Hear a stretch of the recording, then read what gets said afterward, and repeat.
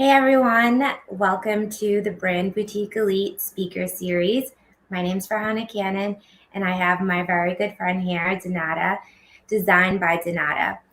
We talk a lot about how to create a beautiful story and how to create beautiful content for your social media, for your website, but all of that can take place in multiple different areas.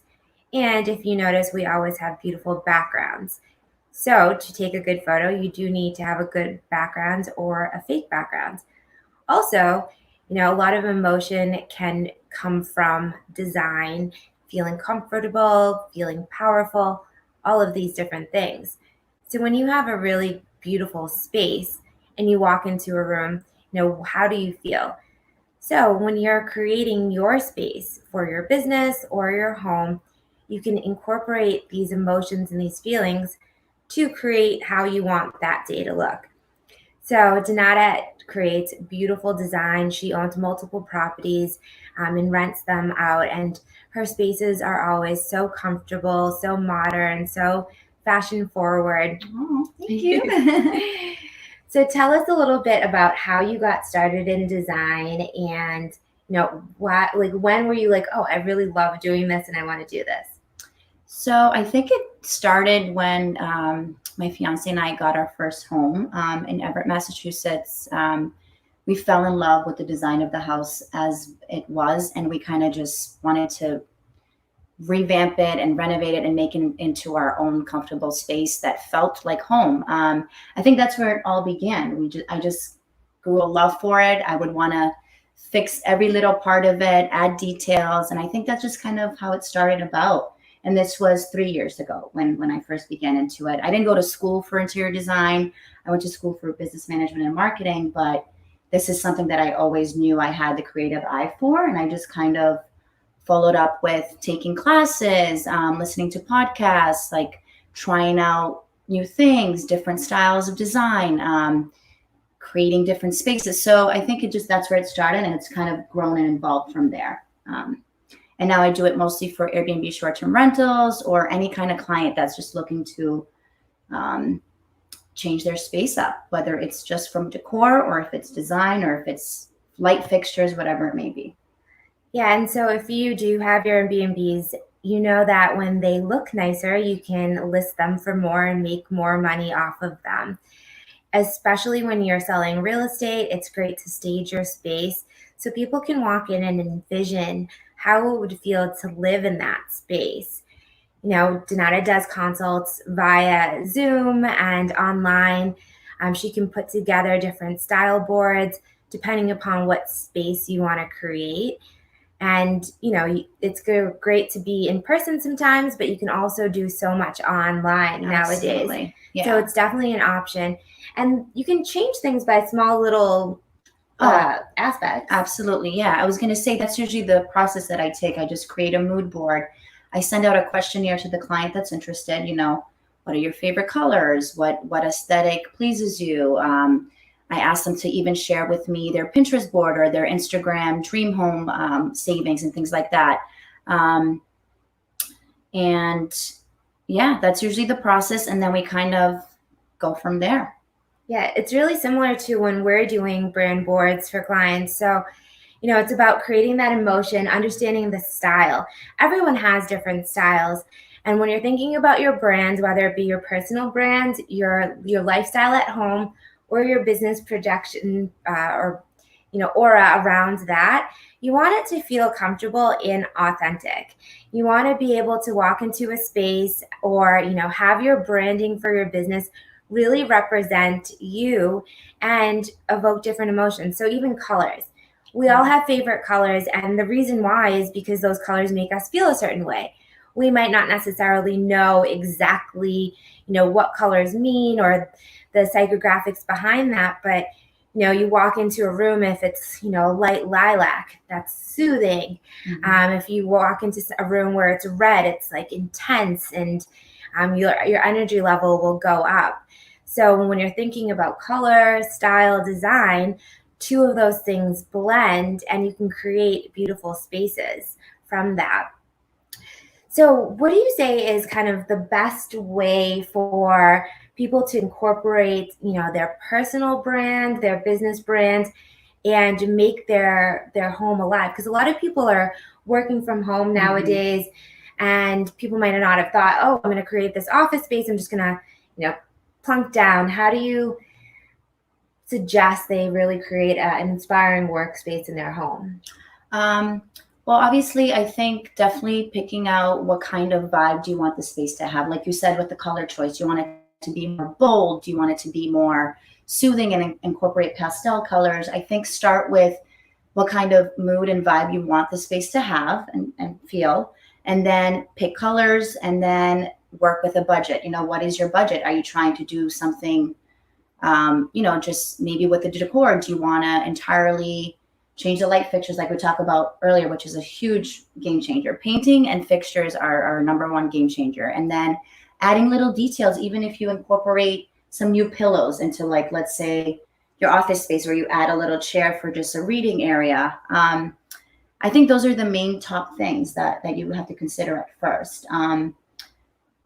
Budget, style, mood, feelings, and then what kind of things. Also think about, what do you dislike? Because we definitely don't want to incorporate any of that. And then we can just kind of get that out of the way, and it won't be a game of, do you like this? Do you like that with a client? Because I have seen that happen. So I think knowing what you want in the beginning, and then kind of also going with it as you find pieces, because sometimes working with clients that are on different timelines, it can be a different process with each thing. So I think if you know you're going to have at least 5 months to complete this project, you don't have to get everything all at once. You can kind of put pieces together and find quality pieces at, like, consignment stores, or it doesn't have to be just online shopping. I love searching for, like, quality pieces that have history in them, that will be unique and not just like any other modern space decor item like that. So yeah. I think those are the main things. Yeah, I love that. Finding little pieces here and there that have a story, or that they're beautiful, and, saving money by not buying, like, the designer thing that you find online, but going back and reusing items. I feel a little bit more green and creating a sustainable space by reusing things. Yep. And so there's so many, like, consignment shops, and of course not all of us have the talent to go and see something and, like, mix it in, but you definitely do. Yeah, and you can bring things back to life, as a matter of just painting a dresser or whatever it might be. It'll be a brand new item that you created into your own, and you have a story to tell when someone's like, oh, I love that. So that's another thing. Yes. So we are doing over my home office space. We're painting and changing the light fixtures and, doing it all because, I'm working from home a lot now these days, and I want to do more lives. And so we'll show you the before and afters of the work that we do in my space. And it doesn't have to be, like Denada said, it doesn't have to be everything in 1 second. You change. It gets stressful. Yeah. Yeah. You change the painting for sure. Like, that's maybe not quick, but it's a very drastic change in the space. Light fixtures, like the brightness of the lights, the style of the lights, all of those things can, like, lighten up a room. And so it's about picking out these little items that you want to change and kind of incorporating that. And especially if you know what your personal brand colors are, you can use those colors as a place to have you comfortable. I have a client, and she is in her 70s, and she is basically a color psychologist in LA, and she's worked with lots of celebrities. And what she does is she finds colors that really work with the person. So whether it be their eyes, their hair, their skin tone, as well as their vibe.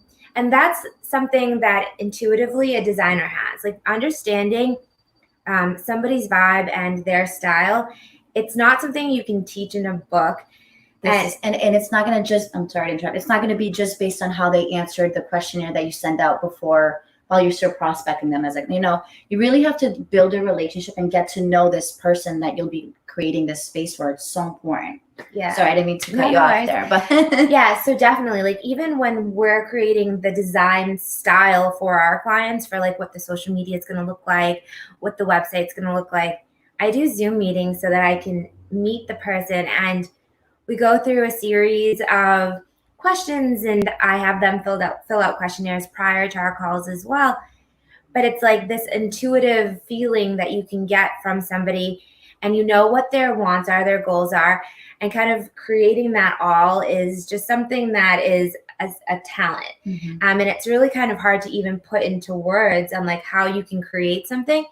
But I think it's super fun when I work with a client and we create this style for them, and they're like, wow, this is awesome. You really get me. What would you say? How do you market yourself? So right now I have my own website, designbydenada.com. I also mainly use Instagram for my marketing and branding and creating content and putting it out there. I do a lot of before and afters because people love to see that transformation. And, and people don't just want to see pretty pictures on your, when you're promoting your brand or your business. I think they want to see the whole process behind it, behind the scenes, the before and afters. And so I've been using those platforms. I am actually, thanks to Farhana, now I'm going to get onto Google Business and other things that she's told me to implement.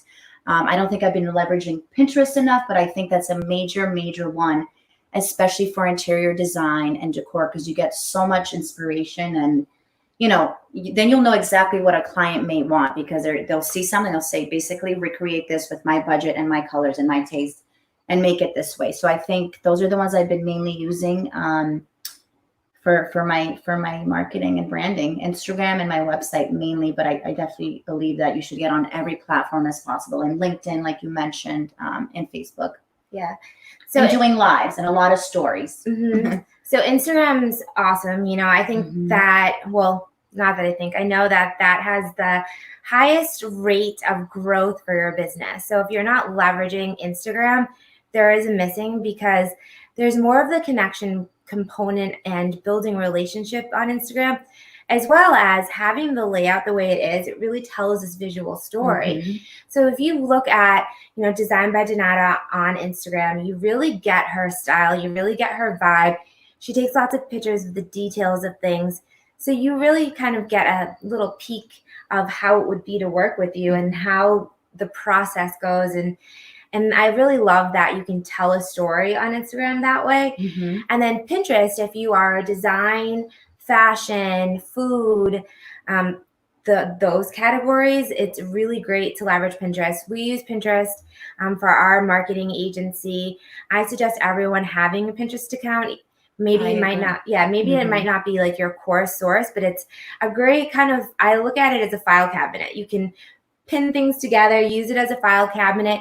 And even for your business, like having your press. So if you have all these articles written about you, you can have a folder on Pinterest that says press, and just another landing page really for people to discover your business and your brand. It's whether they find it through Pinterest, or I've gotten most of my clientele from Instagram, which, you can just send someone a message right in the DM. It's super easy. I think it's one of the biggest ones that everyone should leverage at this point. And I don't see it going away anytime soon. I think it's only growing. Yeah, for sure. It's only growing. I mean, Facebook owns them, and, their reach, even if some people may not be using Facebook as much now, in the younger demographics, are definitely on Instagram and TikTok and some of the other platforms. Oh yeah, TikTok's another one now. But a lot of older people that are kind of getting on, they're like, oh, my kids and my grandkids, I want to see pictures of them, so I'm going to go on Facebook. And especially people being at home and wanting that connection, they're going to go on to these different platforms. And the rate for Facebook's even growing still today. Instagram's owned by Facebook, so that and Instagram's usage is growing as well. So it's definitely two important categories to really focus your marketing on. And then also just creating, taking good photography and editing it the right way, because anyone can just take a photo and just, of a couch or of a living room and just post it. But I think if you edit it the right way, if it goes with your brand color scheme and aesthetic, it has to all kind of, you have to think about and create it beautifully in putting it out there, and I think that's a very important for creating your kind of your Instagram handle and keeping it a certain way. Yeah. So upkeep. Yeah. So my 5 main principles of, how to really do effective marketing. So One is having a marketing plan and planning everything out.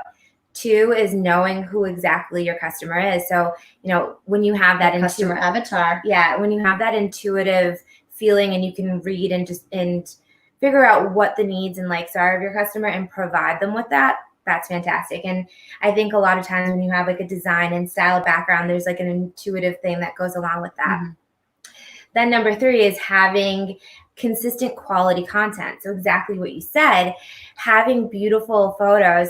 Anyone can take a picture. Of course, we all have high-tech phones nowadays, but there is a talent in how you take the photo, like what angles you use. And what you're saying behind this photo. Are you telling me a story of, this is the process I took step by step. This is kind of what happened and what went wrong along the way, or this is what I really love the way I did, or how I could have done better. I think also the story behind the amazing photo you're putting out is so important, because people love to hear stories and what happened, how did it go, can you teach me something? And then people will show more engagement and want to work with you. So I think the story behind the amazing photo is just as important, for sure. Yeah. And so you can write the story in the caption. You can do an album. Generally, what I'll do is the last photo, the cover photo of your album, that will be the beautiful piece that goes along with the rest of the images. And then you can show the rest of the things, the before and afters, the step-by-step process. Don't put the before as your main photo, guys. Don't. I mean, unless you really need to, but I would say not for your aesthetic feed. Yeah. I mean, maybe on Facebook because feeds go down, but on Instagram, the cover photo, you want it to be like the beautiful one, the one that works with the rest of the photos, but really shows something beautiful. And then have the other ones, before and afters. Just think about yourself. How many times have you seen a before and after and you're like, oh, I want that. Oh, I need to do that. So we like to see the behind the scenes too, because we're like, oh, they're giving us a little sneak peek. You feel like exclusive and VIP, getting to know a little bit behind the scenes. And part of that is, sharing your authentic story as well. It's having all of those pieces to tell the story and have people really resonate with you. Think about how many when you're going through like social media, I take screenshots, I save things. I'm like, oh, they did a really great job, or I love this. And really take into account what is out there with the different styles and create more from that. I was going to piggyback on what you just said. Also, definitely introduce yourself on your, at one point, I think my Instagram account was mainly just photos of design and rooms and different things I've done, but no one knew the person behind all this. Introduce yourself, get your customer to know who you are as a person. Not that you have to do it consistently. I think maybe once or twice a month, every couple of months, I think would be good for newcomers that come onto your website. Like, oh, who is this? If they don't want to scroll down all the way. I think it's nice to constantly reintroduce yourself, or have yourself in one of the pictures doing the job that you do in the photo, showing the process and being there. Yeah, for sure. People want to do business with people that they like, trust, and can resonate with. We always share that. So if you're a photographer, I know that you guys love to take photos, but you're not usually the ones in front of the camera. And when I work with my photographers, I always am sure to be like, okay, you take pictures, let me get some photos of you, because people want to know who that person is. And even photography, especially, like, you want to feel comfortable with who that person is. Oh, yeah. Because you're sitting there and not everyone is model. And even if you think somebody's beautiful, they still can feel uncomfortable in front of the camera. Like, okay, what do I do? Do I pose here? And so I love working with people that I feel comfortable with. So even though I'm in front of the camera, in front of rooms, speaking all the time, I'm still a bit awkward when it comes to like, let's do a photo shoot. But we know that we need to really tell people who we are, share our story, because not only are people buying you to do the work, they're buying you because they like what your personality is, what your style is, what your vibe is. So we want to share that. A lot of people will come to me because they know me, not necessarily do they know every single detail of the work that I produce, but they're like, oh, we like you, we trust you, we know that you know what you're talking about. So tell me exactly the details. And I'm completely open for that. I think everyone, if you're interested to know the details of what they do, just ask. Right. Absolutely. What is your favorite part of design? Ooh, I have so many favorites. I would say finding unique pieces that no one has, that, like we spoke about earlier, I just love finding sometimes antique pieces, or if I see something from like an estate sale on eBay that's like, I don't know, a $2,000 table that I just found for like $500. I love finding pieces that you can bring back to life, and showing that kind of a DIY process. And also, if the client is okay with that, or if they want it brand new, they love seeing kind of what I picked and why I picked it, and maybe how I brought it back to life to work with the rest of the room or the space that I'm creating. So I think I love finding unique pieces, and also mixing genres, genres of design, bohemian. I'm just giving an example, but it can be, mid-century style. It could be more traditional or more New England, like beachy vibes. I love kind of, there's no set rules that you have to always follow. I think you can mix things up, and then, you know what, if it makes you feel good and you love this space because of this one item, like, that's amazing. It's not, so I think that's one of my main favorite parts of it, just finding unique pieces and making them work with stuff that someone might already have, or just starting it from scratch. Yeah. Going from there. So you don't have to like get rid of everything you have. You can redesign them. You can bring in a couple of other pieces, change some colors around. So there's so many options when you're designing your space that you don't necessarily need to spend a ton of money. And if you kind of do it as a slower process and finding like great deals, I mean, of course, many of us won't be able to find these great deals on our own. So working with a professional and having them in our corner is super important. So be sure to follow Design by Denada on Instagram. So Denada is spelled Denada, and we'll put that in the notes of this video. So be sure to follow her. So thanks, guys. I have a question that I ask all of my guests. It's kind of like my quirky little date question. So if you could be a superhero, what would your 2 superpowers be? Oh, 2 superpowers. Ooh, I'd love to be able to fly. Just fly all over the world. And a second one. I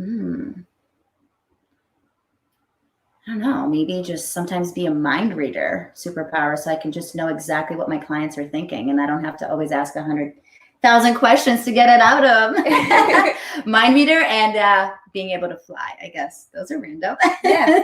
Well, one of mine is to be able to fly. Oh, good. Yeah. So many of you may know, but Denada and I travel super ton, individually as well as together. We spent a month together living in Colombia. Cartagena. And, I think too, when you travel and you experience different styles, and Colombia has really great design features. So much inspiration we got. Yeah, so much. Oh my God. We literally were like, oh, there's a photo shoot at every single second. All of the pieces and the design and style, like, it was so beautiful. There's great shops there. I fell in love with every design place we went, every restaurant, it was amazing. Yeah. So think about when you're traveling to get inspiration from all of the designs. I'm the one that's always lagging behind because I'm taking little photos of like this little thing and this little thing, and people are like, oh, that's a random thing. I'm like, yeah, but it's going to look beautiful. So when you're traveling, think about how you can incorporate some of the imagery and some of the shots into telling your story. And if you're there traveling, that's a part of your story too.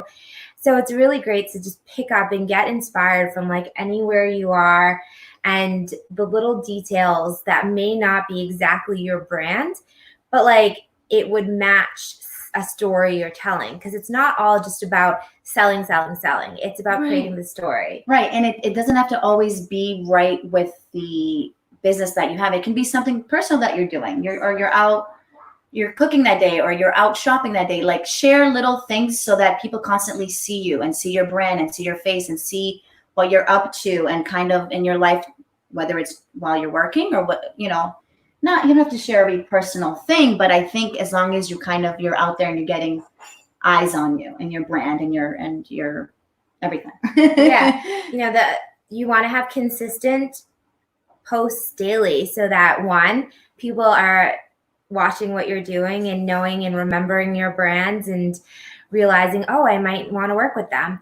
And then when you're sharing things about you, people are getting to know you and feel comfortable with you. And then also there's the algorithm on social media. So when people are actually engaging with your photos and things like that, they are now going to see you more often. If you notice, the business pages that you actually engage with, that you like the photos, those are the ones that show up. And it's not by chance, obviously. It's the algorithm on social media that they know that you are engaging with those pages. Like, think about your best friends. You always see them come up to the top of your feed as well because you're most likely liking their photos, engaging, and things like that. So, the gist of what we want to share with you is post consistently, think about your brand story, tell a beautiful story, do layouts. We use Planoly for layouts. We want to make sure that the images that we're posting, especially on Instagram, look good next to each other. Show the behind the scenes. Also, do the before and afters, and make sure to use the after photo, the beautiful photo, as your cover. And then people can swipe through and see the whole process. Is there any last tips that you want to give our viewers? No, I just can't wait to show our viewers our next live of the process of how we will transform your space in your house. Yes. So I think as far as tips, I think you'll have to just watch our next live to show the whole process of kind of how we get started with going and measuring the space, doing a draw of our plans, and then kind of the whole space planning and where we're going to place things and how we're going to. So I think that will be our next thing. We'll share a live of the process of the whole thing. Yes. I'm excited to show you guys that. And my place is a disaster now, but I can't wait for it to have the before and afters, and then for us to do some more video filming there. So thank you all for listening today. Have a wonderful day. Bye. Thanks, guys. Thanks for watching. That was cute.